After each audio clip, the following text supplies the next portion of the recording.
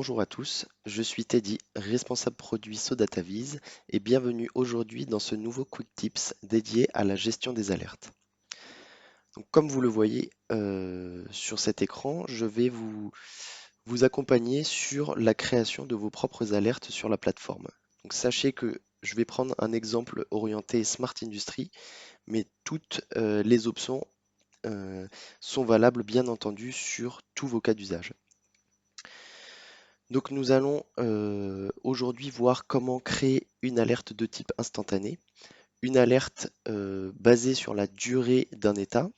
Et pour finir, nous allons voir comment visualiser ces alertes sur la plateforme, mais également comment utiliser l'option d'acquittement des alertes.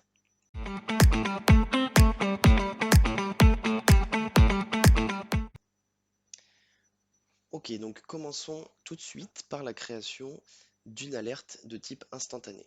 Donc pour vous planter le décor, je souhaite, dans mon exemple, monitorer mon équipement de type générateur de vapeur sur ma ligne de process. Donc cet équipement a été bien entendu connecté et nous remontons différents paramètres physiques, à savoir la température et la pression de celui-ci. Donc afin de créer une alerte, je vous invite à naviguer vers le module d'alerte en haut à droite et nous allons créer donc cette alerte. Donc création d'une alerte. Première étape, c'est la sélection du type de données que nous souhaitons monitorer. Donc dans mon exemple, je souhaite dire que déclencher du coup cette alerte lorsque la température de mon équipement dépasse les 125 degrés. Deuxième étape, c'est de sélectionner les options que nous souhaitons appliquer à ce type de données. Donc vous retrouvez également les opérations disponibles sur les widgets des tableaux de bord, à savoir donc les dernières valeurs remontées par l'objet, la moyenne, somme, différence, minimum et maximum.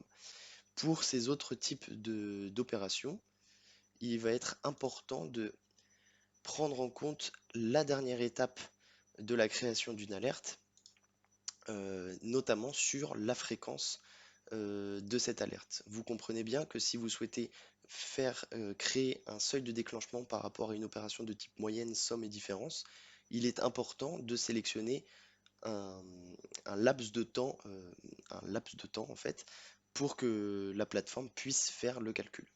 Donc revenons sur notre exemple plutôt simple qui est de créer un seuil d'alerte par rapport à la dernière valeur remontée par notre objet. Je sélectionne dernière valeur et deuxième étape importante, c'est que je sélectionne l'objet que je souhaite inclure dans ce seuil d'alerte. Ici, mon extrudeur. Donc, dans mon exemple, je vous proposais de combiner différents paramètres physiques pour pouvoir déclencher mon alerte. Première étape, c'était mon seuil de température supérieur à 125 degrés. La deuxième étape, c'était au niveau de la pression. Donc là-dessus, je viens ici sélectionner et ajouter un autre type de données. Je sélectionne ma pression, ici. Même logique, donc là, je souhaite dire que lorsque ma pression est supérieure à 3000 hectopascales, donc 3 bars, je sélectionne ensuite les options de données, donc la dernière valeur, l'objet que je souhaite inclure à ce seuil. Et voilà, donc là, les critères de déclenchement sont définis. Donc on a bien deux types de données et on a bien une relation de et logique. Il faut que et la température et la pression soient supérieures à ces deux valeurs pour que l'alerte soit valable. Ok, deuxième grande étape pour la création d'une alerte, c'est le paramétrage de notre notification et donc de notre envoi de mail. Donc là-dessus, vous sélectionnez le destinataire ou le ou les destinataires de votre alerte. Donc ici, vous voyez que je vais retrouver tous les utilisateurs euh, qui sont, euh, qui sont créés sur ma plateforme. Donc là, je viens sélectionner mon adresse mail, mais vous avez aussi la possibilité d'envoyer des mails en dehors de votre organisation. Là-dessus, vous avez juste à renseigner à la main en fait le mail de destination. Autre option disponible, vous avez la possibilité de personnaliser l'email qui va être envoyé par la plateforme. vous cliquez sur cette option. Et là-dessus, donc, deux possibilités là encore. Vous pouvez personnaliser à la fois les envois de mail déclenchés par l'alerte, mais également les envois de mail déclenchés lorsque l'alerte est terminée. Donc là, vous retrouvez hop, l'objet de votre email. Donc là, moi, je souhaite dire directement dans mon objet que c'est l'équipement extrudeur qui est pris en compte. Et ensuite, vous pouvez modifier le corps du mail à vos souhaits. En plus, vous pouvez du coup sélectionner certains paramètres qui vont être des paramètres dynamiques que la plateforme va pouvoir adapter selon les alertes et selon les objets définis. Voilà, donc je valide. Et troisième et dernière étape pour la création d'une alerte, c'est les options de notification.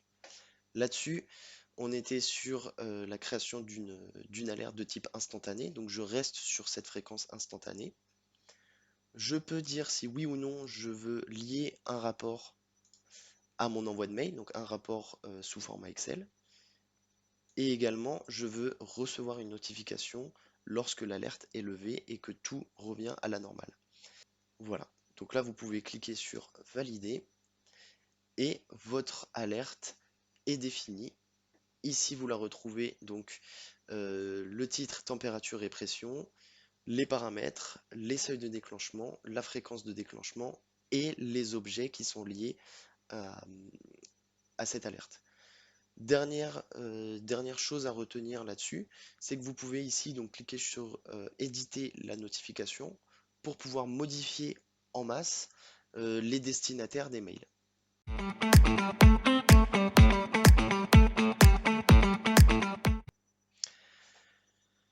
Passons désormais donc à la partie création d'une alerte basée sur la durée d'un état.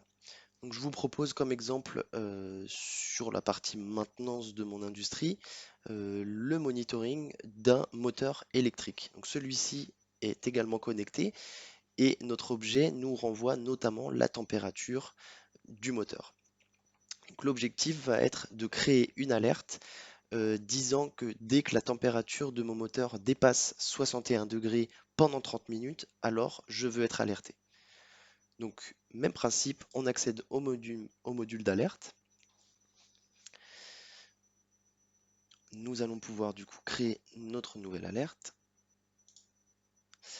Première étape, je sélectionne le type de données. Ici, notre température. Je choisis mon seuil de déclenchement, à savoir supérieur à 61 degrés. J'accède aux options des données et notamment la plus importante, la sélection de l'objet que je souhaite inclure à mon alerte. Donc ici, notre moteur. De même, je choisis les destinataires de mon alerte. Je peux bien, je peux bien entendu personnaliser mon email. Et dernière étape, j'accède aux options de notification. Donc dans mon exemple ici, je reste sur une fréquence instantanée, mais l'option clé, on va dire, c'est le premier toggle qui va nous dire d'être alerté après 30 minutes, 30 minutes après que le seuil de déclenchement ait été remonté par la plateforme. Donc je suis passé à au-dessus de 61 degrés. Il faut que cette valeur soit toujours valable pendant 30 minutes, un minimum 30 minutes, pour que la plateforme vous envoie un email afin d'être alerté.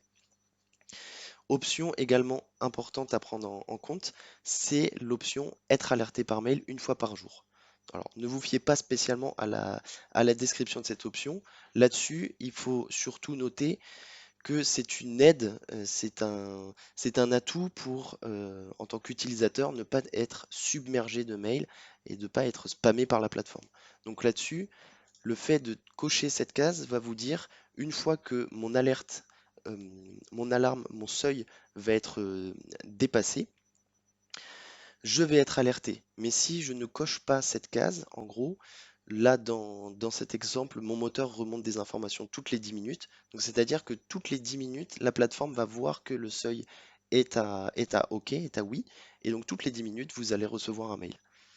Donc je vous conseille vivement de cocher cette case afin d'éviter un, un surplus de mails de la plateforme. Et bien entendu, les deux dernières options importantes ou intéressantes, c'est le fait de pouvoir lier un rapport à mon mail. Donc ici, je suis sur le tableau de bord maintenance. Et bien entendu, être notifié lorsque le retour à la normale est possible.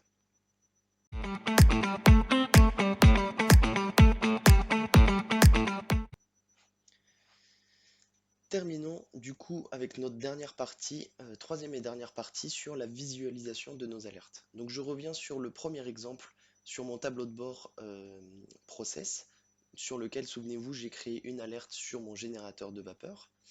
Et déjà visuellement, on va voir sur mon dernier graphe que j'ai bien des valeurs qui ont dépassé un certain seuil. Donc naturellement, la plateforme m'a envoyé l'email concernant cette alerte.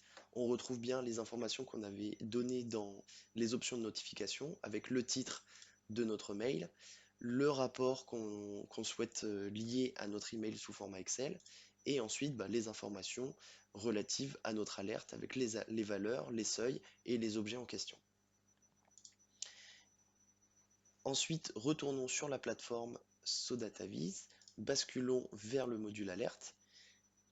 Et lorsque nous allons arriver du coup sur le tableau des alertes émises, mais vous allez voir l'ensemble des alertes qui ont été remontées par la plateforme sur le filtre temporel défini dans le filtre global ici.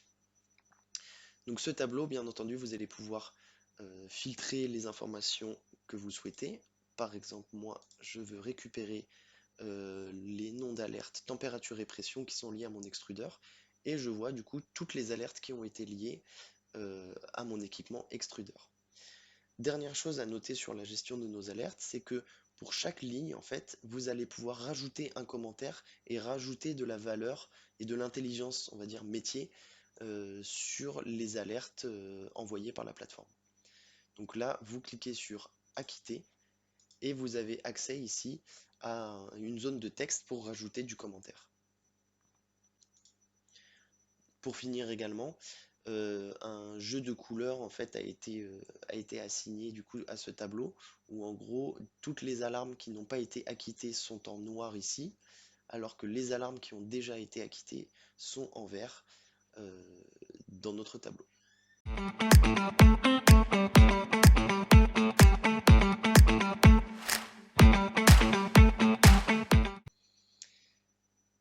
Voilà, donc la vidéo gestion des alertes est terminée. J'espère qu'elle vous a plu. Déjà, merci de votre attention et à très vite sur les plateformes Synox.